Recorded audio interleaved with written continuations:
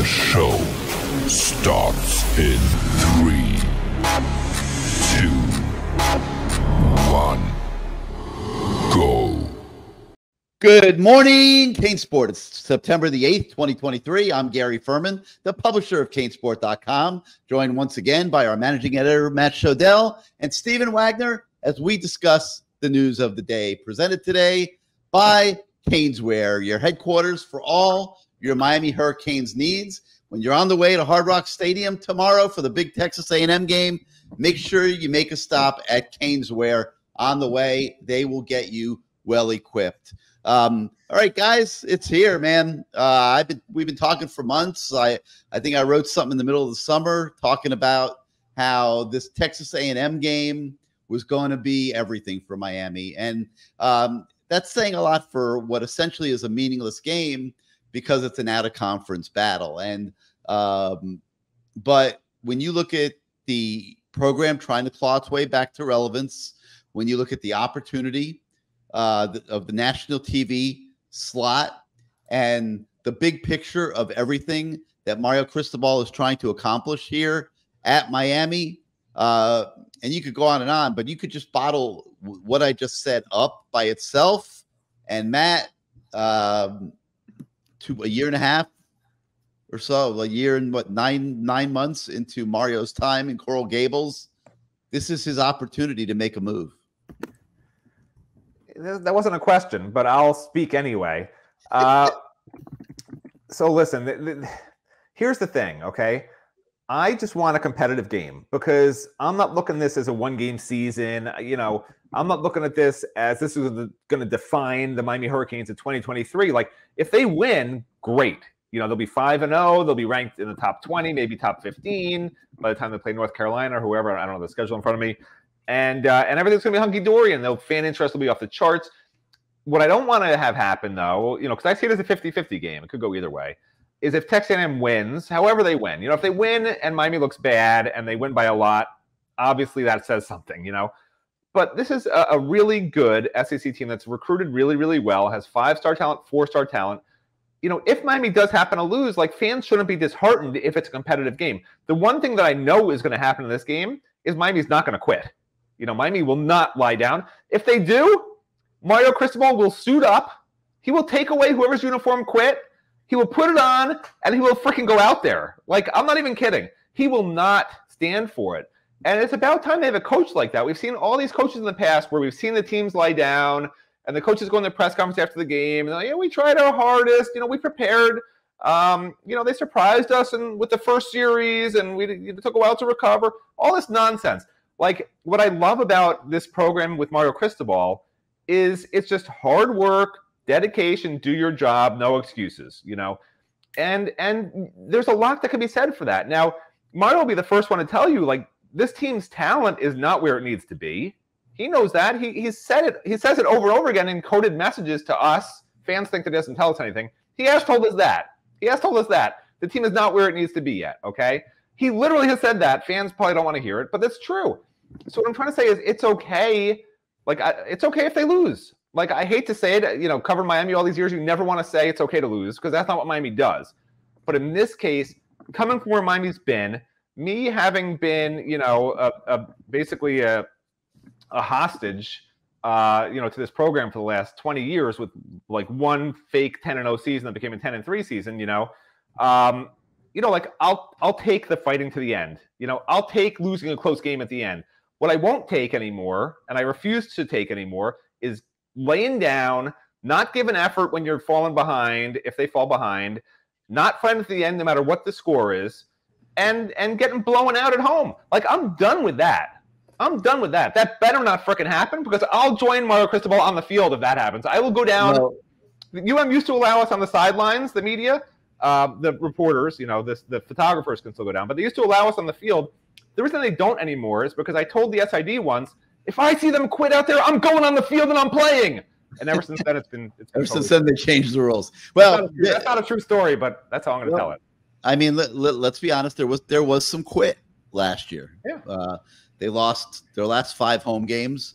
4 out of 5. 41 new players. Like, that tells you Mario knows what happened. You know, you don't get rid of 41 players. I was getting ready to say, Matt. I was getting ready to say it. You didn't have to say it for me. I was getting ready to say that there was some quit last year, and the result of that was 41 new players. But thank you very much for the assist. I appreciate it greatly.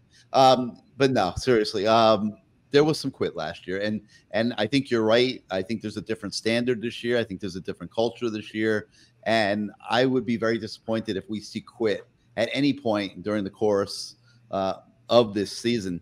But in all the different shows that I've done during the week, and we've had other people come on and stuff, the theme has been very similar, that it is time for the Miami Hurricanes to beat somebody who has some level of competence. And Texas A&M has that level of competence. They are a very talented team. They have a roster full of 4- and 5-star players. They have an offensive coordinator in Bobby Petrino, who's elite. They have a head coach in Jimbo Fisher, who now doesn't have to take play calling duties. He could just be a head coach. He's getting paid $10 million a year to be that head coach. So you could go on and on about Texas A&M. This is a quality program, a quality operation that makes its way from College Station down to Miami Gardens on Saturday. But I think everyone agrees it is time for Miami to win this game. Mario Cristobal, Matt, he has to find a way to will these kids to play at a level that will allow them to do that. They have home field advantage. It figures to be a tight game going into the fourth quarter. How does Mario, I mean, you've been around this program like I have for a very long time. This is beyond a rah-rah, win one for the Gipper speech by 5-10 minutes before kickoff. Steven doesn't even know who the Gipper is. Hey! Do you? Yes, I know who the Gipper is. All right. But no, seriously, it's beyond that. Okay. How does Mario Cristobal will this football team to play well enough to win on Saturday? It's Reaganomics, baby. It's the trickle down, trickle down economics, trickle down. I'm not even kidding. It's trickle down from the top. Like you say, don't win one for the Gipper. This is the Gipper because you said Reaganomics. You're going back to Reagan. Yeah. Wasn't he the Gipper? He played the Gipper when he was an actor. That's right. He's the Gipper. Newt Rockney. Ronald Reagan wasn't Ronald Reagan Newt Rockney? Am I wrong? Yes, you are wrong. He was George Gipp, the Gipper. Newt Rockney was his coach. Also, I'm insanely sad and disheartened that you believed I didn't know who any of these characters were. You know better than I do.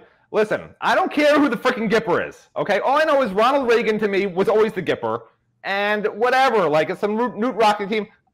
Steven, apparently you're a history buff. Gary, you were like 50 years old when this was happening. My point is, Reagan was a Gipper. Trickle down economics, Reaganomics.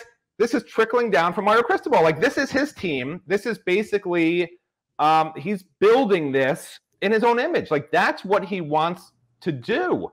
And it didn't have time to trickle down last year. It's just like Reaganomics. It doesn't happen overnight. It takes time. You implement your policies, and then over time, it comes to fruition. And like, is it ready to come to fruition right now? I don't know. We'll find out. We'll find out tomorrow. But I mean, honestly, even if it doesn't come to fruition, it will at some point, which is what I keep telling people who say I'm so negative. Within 2 or 3 years, this is going to be a playoff team. Like it just is. You can't put in this much effort, care that much, and be as smart and knowledgeable and as good a recruiter and personable and have everything going for you like Mario Cristobal does and not be successful. It's just a matter of when the trickle down gets there. And good for you, Steven, for knowing who the Gipper was when I apparently did not. Congratulations. I'm a little bit insulted at the hypocrisy there. Listen, I mean, I honestly don't watch. I guess I missed that movie. What year was that movie? 1940, I want to say. Yeah, and it was based on a 1928 team. I'm very impressed that you knew. That's why I didn't want to say who the Gipper was. I'm like, do you know who the Gipper is? Steven's like, yeah. I was hoping he'd tell me. And then I was going to say, this turned from, do you know who the Gipper is? This went silent. You know who the Gipper is. They just went silent on me. Well, Mario Cristobal, he did an interview with Dan Cilio yesterday, and one of the things he said was that the program is. And by the way, Reagan's nickname was the Gipper, just so you know, like in case you're wondering. I'm not crazy. Yes, because he played George Gipp in a movie. So how was I wrong? I was right. You're a Gipper hater, Wagner. Matt, You're a Gipper hater. Matt, this is Texas A&M week, okay? We are a little bit more than what 30, but we're about 36 hours away or so from kickoff here. I mean, can we stay on point? Can we stay focused, please? I literally just explained how important the Gipper is to this football program, and you want to gloss over it? That's fine.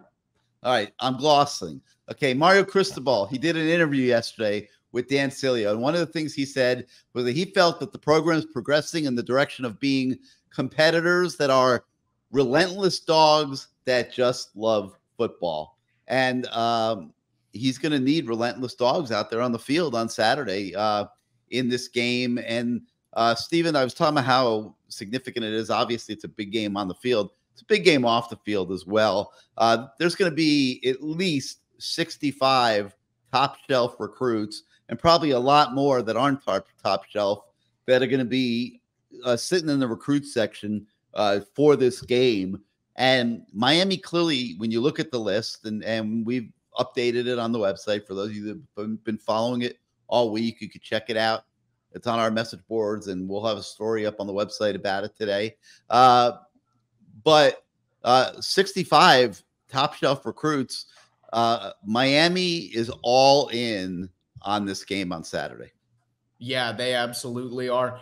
I think it's fair to say that this is the biggest recruiting event that they're going to have the first half of the season. We don't know what the Clemson game is going to look like, but I imagine that's going to have a pretty substantial visitor list too. But this is a huge opportunity for Miami to capture and take a step forward with a lot of the momentum that they've either created or momentum that they want to create on Saturday.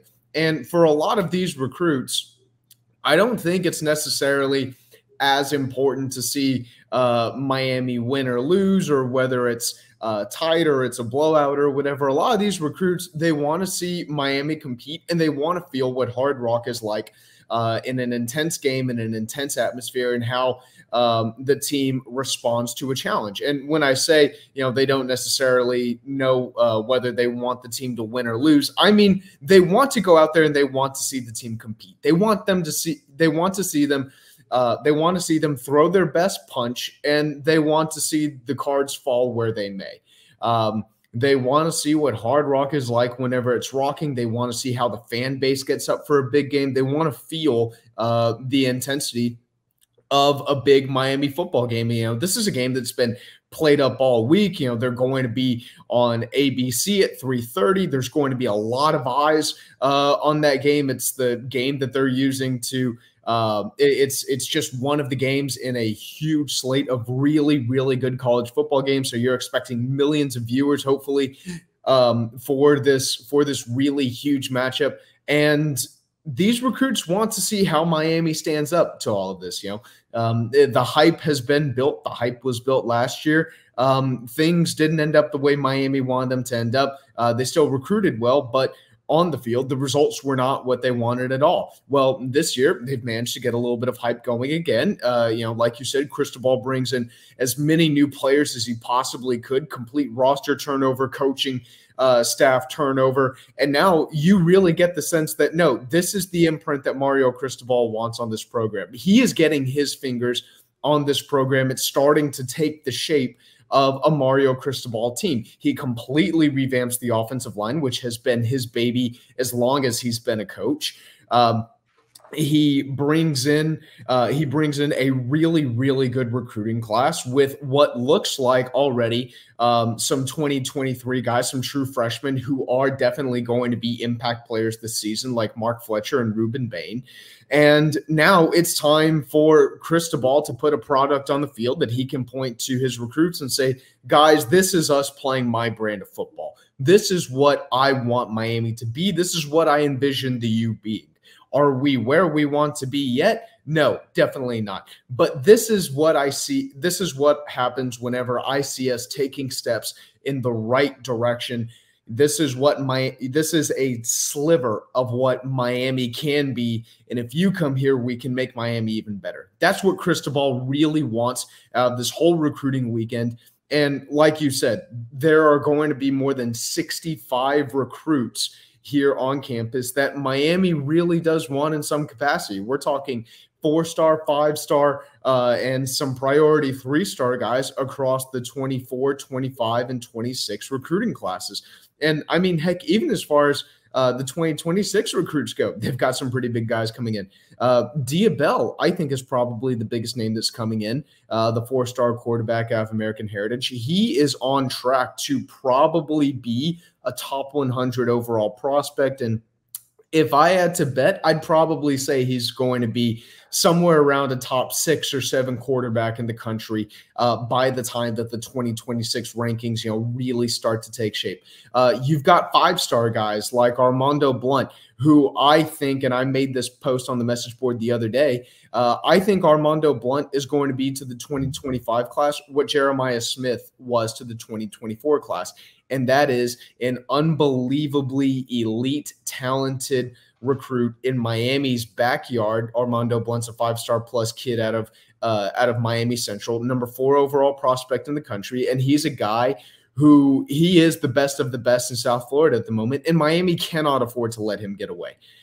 We had another story on the site the other day about Armando Blunt and kind of the battle that's taking shape between Miami and Texas A&M. Well, Miami needs to take advantage of this weekend because you know what? He was in Orlando last weekend to see LSU, Florida State beat the crap out of LSU. So was Zay Mincy, another guy that Miami is in a really big recruiting battle with, along with Florida and Florida State. And Alabama's in that mix too. He's a 2024 safety. And then, of course, you've got the commits. You've got the guys who are already committed to your program who you're saying, man, we've got to put up results this year or else there's a very good possibility that this recruiting class is not going to look the same in December in a bad way. You've got guys like Jeremiah Smith, JoJo Trader, Zaquan Patterson, Artavius Jones, Marquise Lightfoot, really all of your top talent that you're expecting to have on campus next year. They're all coming to this game too. The results off the field are going to be just as important as the results on the field, the way I see it this weekend, and there's a direct correlation there. All right, so one of the exercises we've had you do this week is you've been asking a lot of these kids what their predictions are for the game. Tell us a little bit about how that went. Yeah, well, I did find, and I can't really tell if this is maybe a product of them saying, well, I better make sure that I'm rooting for the team that I'm going as a recruit as, or if these guys really are completely gung-ho on Miami and they are ready to say the U is back. But let's see, I talked to a little more than 24, or I shouldn't say talk to, I got responses from a little more than 24 recruits in the 2024, 25, and 26 classes about how the game's going to go. And the overwhelming majority said they think Miami is going to win this game. And they range from being really close. They range from being, field goal victories all the way to, I think the biggest blowout was 35-3. I think that was the leading one. We had defensive players. We had 5-star corners saying that they think that Miami's going to get into a shootout and no one's going to be able to stop anyone.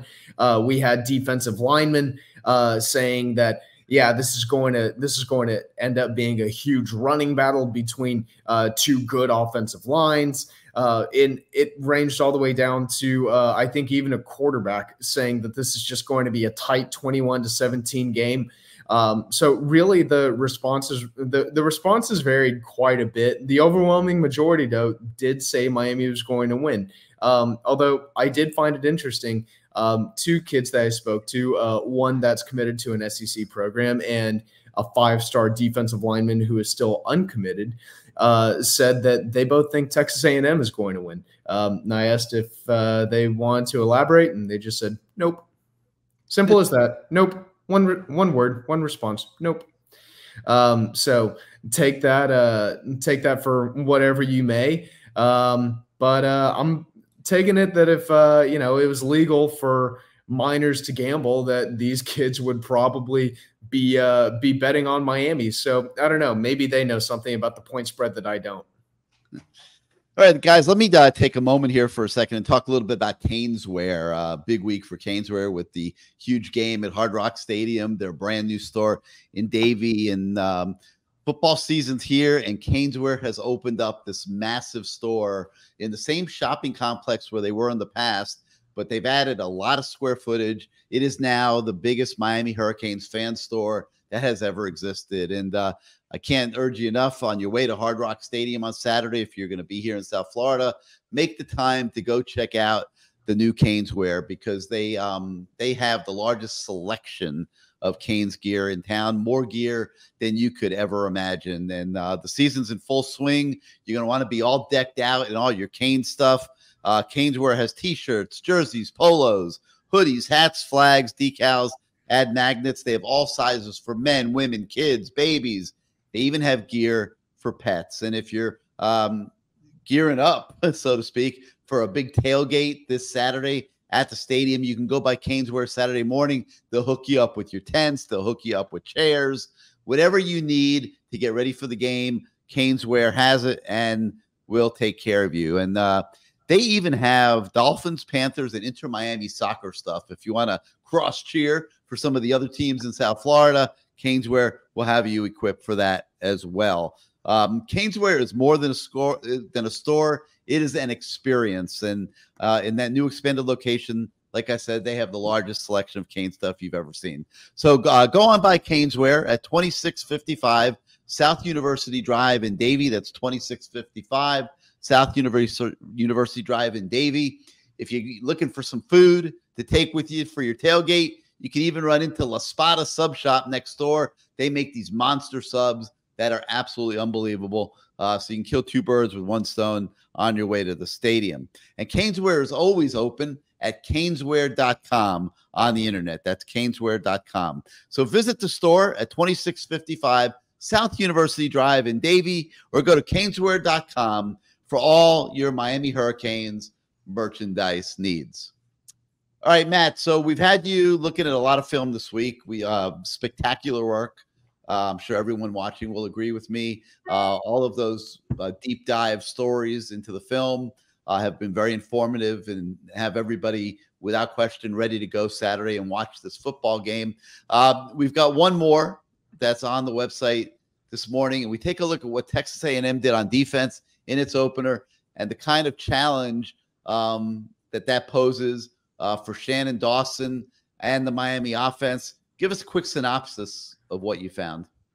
Well, so yeah, similar to what we did yesterday, the idea of this was to sort of look at, from the Texas A&M side of things, how they do things on defense. And with that said, you can sort of see what Miami will need to do to beat them. And unlike the offense, which threw a lot of things out there, the defense was a little more, a little less intricate in terms of what they did. Very, more vanilla, really rushing four most of the time, but they rotated those guys in and out. And obviously they have a very, very deep and very talented front four. Everyone knows that. The linebacker group, not particularly impressive at that level. And the secondary, considering the level of competition, not that impressive either. We noted some of the softness, especially in the middle of the Texas A&M run defense, which is a little surprising. But, that's honestly on the linebackers. When you're rushing four, the linebackers have to fill the gaps. They're not. So I think Miami can have some success running up the middle, which actually, this is why I said I think this is not a bad matchup for Miami, because Miami's interior line, if you Javion Cohen and Matt Lee are probably the two best run blockers on this offensive line, and they're both on the inside, right, on the interior, left guard and center. So there will be some opportunities, especially with the way they use Cam McCormick now. I don't know if you guys really noticed the film from earlier in the week, but they had some plays where Cam McCormick would come crashing around right into that gap where the left guard and center are, pushing apart, and then McCormick's up there. If anyone's in front of him that slipped through, bam, he's knocking them out of the way, and you got some lanes. So I think Miami will have a lot of success up the middle. I don't think they'll have as much success on the perimeter. If you start to see just a lot of sweep runs and you start to see a lot of these horizontal passes, then I personally think that Shannon Dawson is overestimating his own talent and underestimating the way that Texas A&M plays. You know, I know Shannon Dawson's thing is spread the field, use the whole field, but in this case, there's clear evidence dating back to last year that there's just softness running up the middle against this Texas A&M team, no matter whether these guys are 5 stars or not. You know, there just is. Like, these are facts. You know, it's indisputable. So there's opportunities there. And the secondary also, they lost all their starters except for a really, really good safety. So they're going to have some opportunities potentially to throw the ball. Like, I really like the matchup for Miami's offense against the Texas A&M defense. I like it a lot more than the matchup Miami has with its defense against the Texas A&M offense. So it's going to be a really interesting game because this is one of those games. There are some games where you just say, okay, you know, they're better than us or we're better than them, you know, and we're just going to beat them down. This is a game that has to be a chess match because both teams have a lot of talent and a lot of specific areas that they can utilize. For Miami, it's a bunch of running backs who are powerful dudes, a totally reshaped offensive line, but that juxtaposed with an offensive philosophy that's not necessarily power. You know, it's supposed to be an air raid with power elements. To me, the strength of what we've seen so far, and I think Mario Cristobal believes this, I think Mario Cristobal, if you ask him, he thinks they're a power running team. Like, I don't think he thinks they're an air raid. If you ask Mario, how would you describe your offense? He'll say, we're a power running team behind a really physical offensive line. You know, that's what he would say. If you ask Shannon Dawson, he'll say, we spread it out, we take our shots, we have short, intermediate, long passing, you know, and he'd probably say 60-40 pass run ratio. Mario would say 60-40 run pass ratio. So it's going to be really interesting because Mario has a say in all this. You know, they obviously don't do the game plans on an island. They do it together. And I think Mario's going to be very insistent that they attack the middle of this defense, and rightfully so. And if you see Van Dyke audibling at the line away from stuff and starts throwing the ball horizontally, vertically, whatever, you know, he's basically saying that I don't think that Mario's, you know, power runs are going to work so well. So it's going to be really interesting because they're letting Van Dyke have a lot of freedom to change plays. And if you see him audibling and then throwing the ball, it might have been a run play that Mario had dialed up that Tyler's like, you know what? Let me make some plays. Let me win this game, you know? But there will be opportunities for sure. You guys can read the story today, watch the GIFs that I put up from against New Mexico. You can see some of the successful plays New Mexico ran. And you can see there's going to be opportunities. Quick passing game down the middle, runs up the middle, and then once they, you know, move the safeties up, collapse in zone, whatever, hit on the outside, do some deep shots. You know, there's going to be a lot of opportunities to play the chess game and win it for Miami's offense, for sure. All right, so there's more, believe it or not, for you guys to take a look at this morning. We have our 5 keys to the game article. You could check that out. We have a closer look at what the Texas A&M side is saying about the Hurricanes. We've had so much coverage on what the Hurricanes are saying about Texas A&M. Now you can see what Jimbo Fisher and his players are saying about Saturday's game. We've got stories with Xavier Restrepo and Cam Kinchins. So a lot of coverage, and it'll continue on Saturday morning to help you guys get ready for the game. And we also have recruiting covered. We have a story with Jacksonville Reigns 2025 4-star offensive lineman Solomon Thomas. Miami will be one of the first schools to get a game day visit from him this fall when he is on hand in that 65 strong plus recruiting section. And like we said earlier in the show, we've got the full list of players that we've confirmed are coming, and just so much to look forward to for this game. So, heck, before we end here, Stephen and Matt, let me get your closing thoughts as we count down the hours to Hard Rock Stadium on Saturday afternoon. Go ahead, Stephen. I think this is ultimately going to come down to quarterback play. I think that at the end of the day, this is Tyler Van Dyke versus Connor Wegman. And Wegman, yeah, did he look a lot better against New Mexico? Yeah, he did. But you know what? A lot of people look really, really good against New Mexico. I don't think New Mexico has had a winning season since, I want to say, 2016, 2015, something like that. Yeah, Texas A&M can beat up on a really bad New Mexico team the same way that Miami can beat the crap out of a Miami, Ohio team that frankly shouldn't have been on the field with them. So at the end of the day, I think this is Tyler Van Dyke versus Connor Wegman. So far, Connor Wegman, he's shown me what his ceiling is and what he's like whenever he's at his best. And of course, a lot of freshmen do struggle in their freshman seasons, but I ultimately haven't been very impressed with him. Tyler Van Dyke, we know what he can be. The question is, can he get back to where he can be? And then can he take that next step that everyone was expecting him to take last year, and he just didn't? If he takes that next step on Saturday against Texas A&M, I'm definitely taking Miami in that one.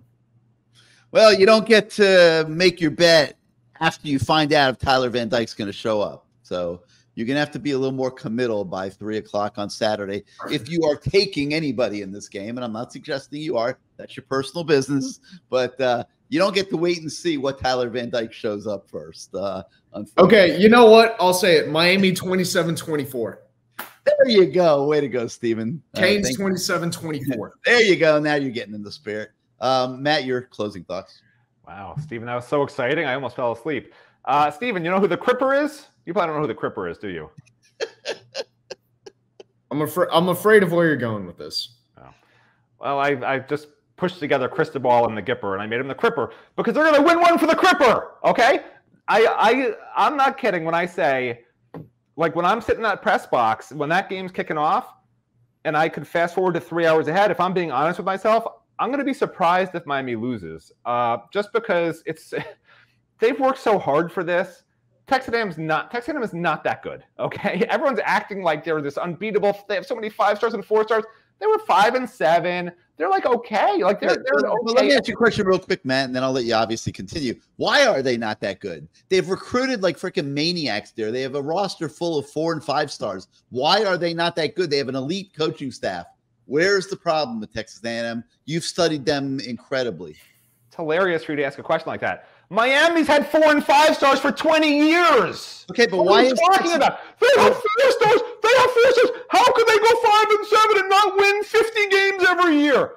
It happens, man. Like, it happens. They have a secondary that has 1 returning starter. They have a linebacker with 1 guy who's decent. They have a great defensive line, but they only rush 4. They don't do anything crazy. Miami has upgraded a lot of different positions, and Miami has a good matchup, offense versus defense, and they have a chance with this crazy defensive scheme to maybe disrupt some things and win, probably in a shootout, quite honestly.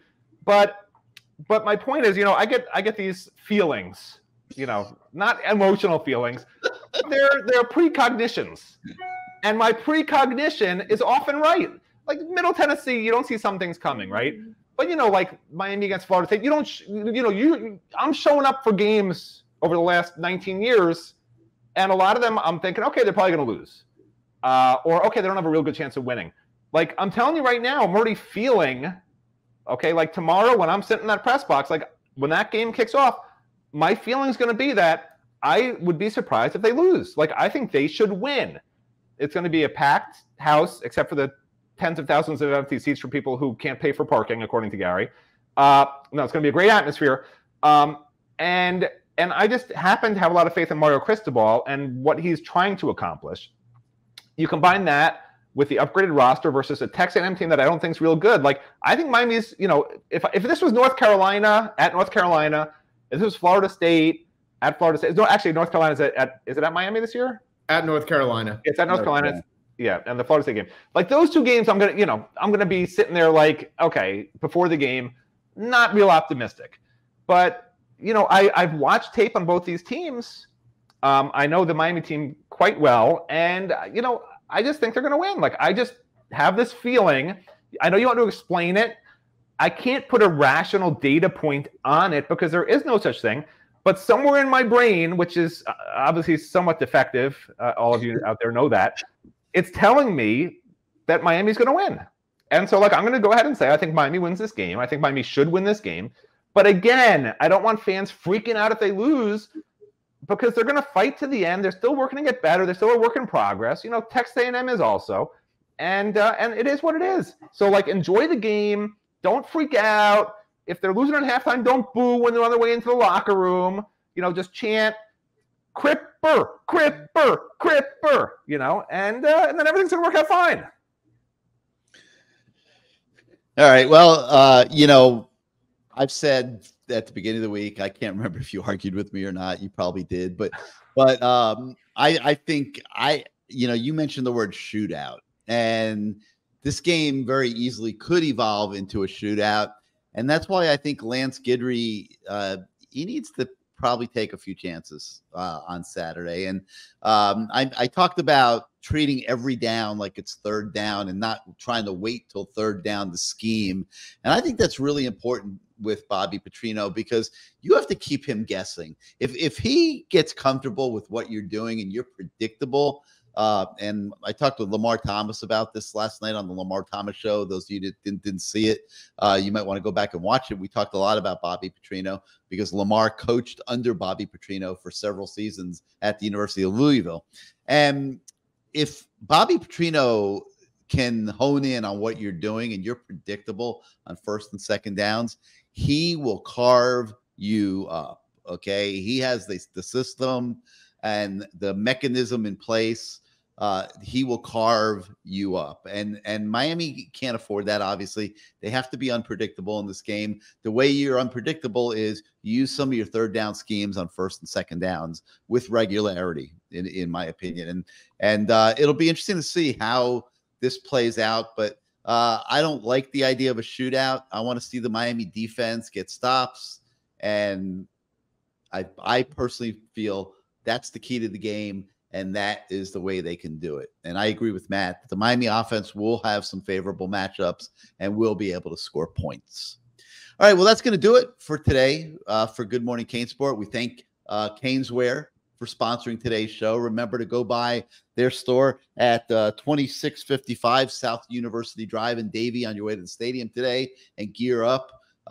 If you're outside of South Florida and you just want some great Cane stuff, you can visit them at caneswear.com any hour of the day. So for Stephen Wagner and Matt Shodell, I'm Gary Ferman. Thanks you so much for starting out your day with us this morning. Hit your subscribe button, hit your like button if you're on YouTube. Subscribe to CaneSport.com if you have not to this point. And you can take advantage of our big game special, 50% off an annual subscription for new subscribers. We will see everybody at the stadium, hopefully, on Saturday, and back on this show on Monday morning. Have a great weekend, everybody.